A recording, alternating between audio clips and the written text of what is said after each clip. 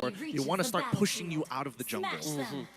Now, we head on to the land of Dawn, ladies and gentlemen, and this is going to be game number 2. Burmese Ghouls, 1 game away from taking this series against Unique Devo.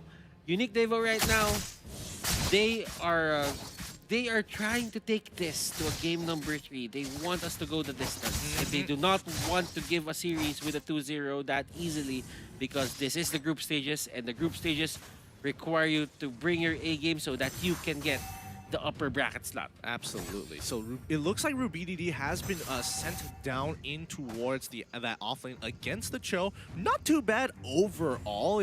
Cho's not going to have the greatest of times until he hits level 4, and then he has some kill pressure. They also send D up inside offlane. That's fine. And maybe as well as Ace down. Oh, wait, no. They are going to send maybe as roaming around while they have both Veil as well as Ace just keeping track of that mid lane. Sunset Lover here, not holding back on that aggression. He just wanted to get the minion. Now, maybe here, using the ejector to force everyone out of his, circle. No one wants to get ejected to the top turret. And nobody wants to get... It's always a feel-bad situation here, but, so far the game has been pretty okay, and immediately, once one shot hits that level 4, using that Mountain Shocker to get information on where the rest of the team is, and, oh boy, maybe getting pushed down to lethal damage, but he still is going to be alive. This is a more tame game than what we saw in number 1. And actually, onto the bottom lane, this is, for me, I would coin this as the movement battle, because the Cho and the Harith has a lot of dashes. So that means the dashes that you make right now could be the one that's going to punish you in the future. Oh man, that sounded like a proverb. Absolutely, it really did. More so than I was expecting. Because honestly, it comes down to that execution and mechanical prowess here. As defender, oh boy, he is low. And Lil, he's in trouble as D getting some pretty good damage on him. He still has an ult still available. That Blaze Rush is not going to be enough. And Salvo going to be sieging them over. Can he find that pick? No, he cannot. But Kid is able to stop that feathered airstrike just in time. Maybe the only person to go down there. Sunset Lover, Way of the Dragon on top of RubyDD, but not enough damage just yet, even with a high dry.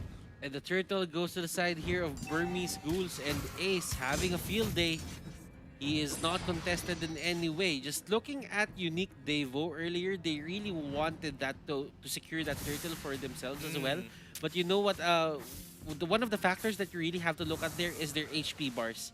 Their HP bars is at 20%, 30%, and you wouldn't really want to dive against Lancelot at that, at that health level. Oh, absolutely. Yeah, that's for sure. And now maybe he gets caught out, but unfortunately Veil is able to try and counter it on top of him, gets ejected and dies at the same time. Maybe he goes down as well. That's going to be 1 for 1, one shot. He does not want to get into this battle against RubyDD, especially without items, but Kid now in trouble as defender looking to clean this up. Oh no! He misses that last auto, and that is going to be a kill opportunity absolutely missed.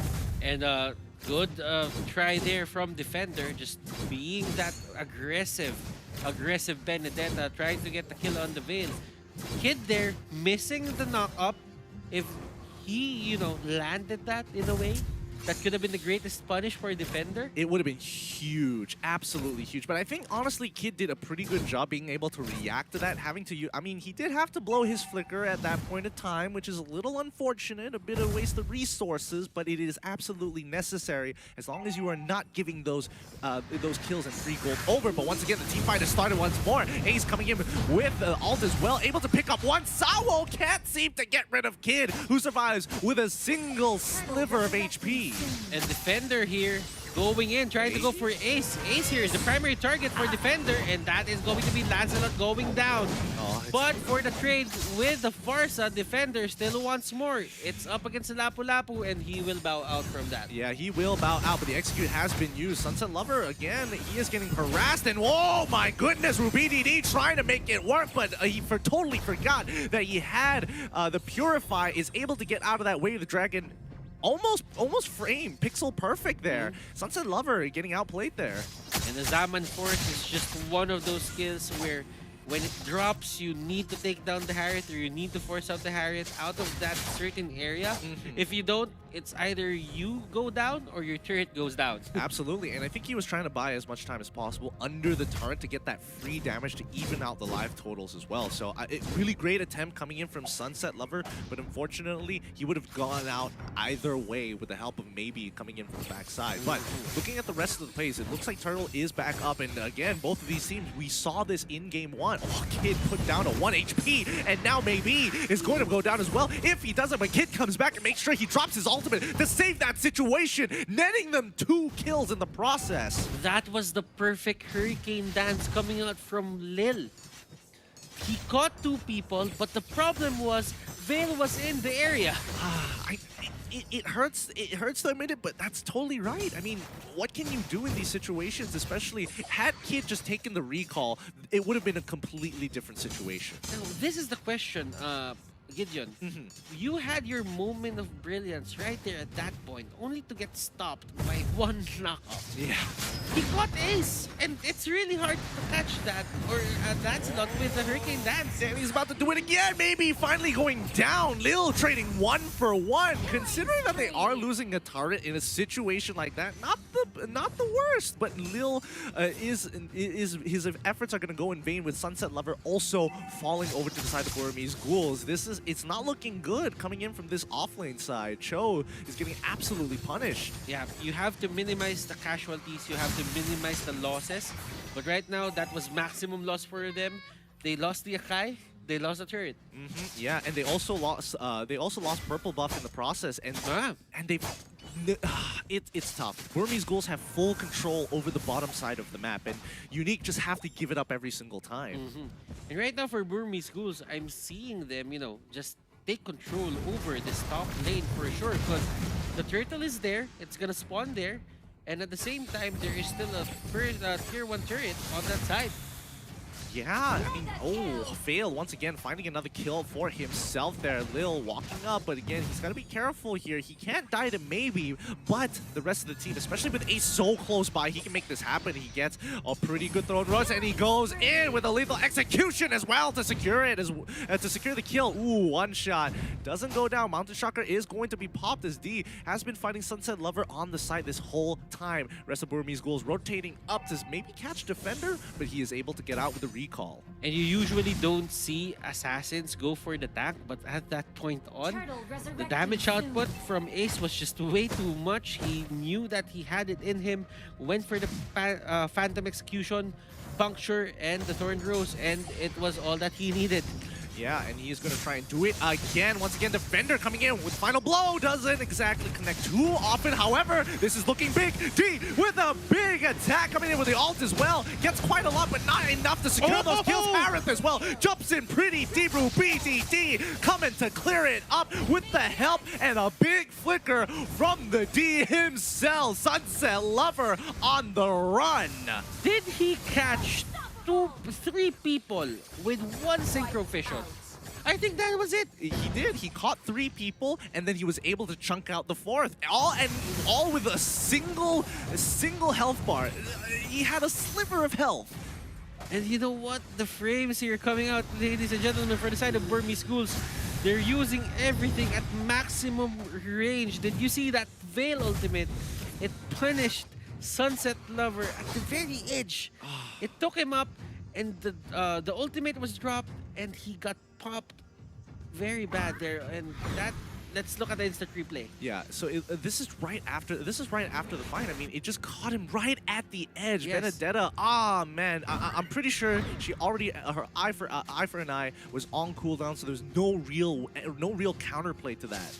You know what? If you're a Benedetta, you should avoid these sensory overload moments when there's a lot of things happening in your area. Most likely, you would want to have a 1v1 so that the eye for an eye, you can time it perfectly. But when there's a lot of things happening, there's this thing that goes into your mind. Should I use it right now or should I save it for later? Exactly, you know, again, as you mentioned, sensory overload. This game has a lot of ultimates that kind of just cover your screen as well. So all of these things layering one on top of the other. Once you max it out at 0.9 seconds, it's long, but it's not that long.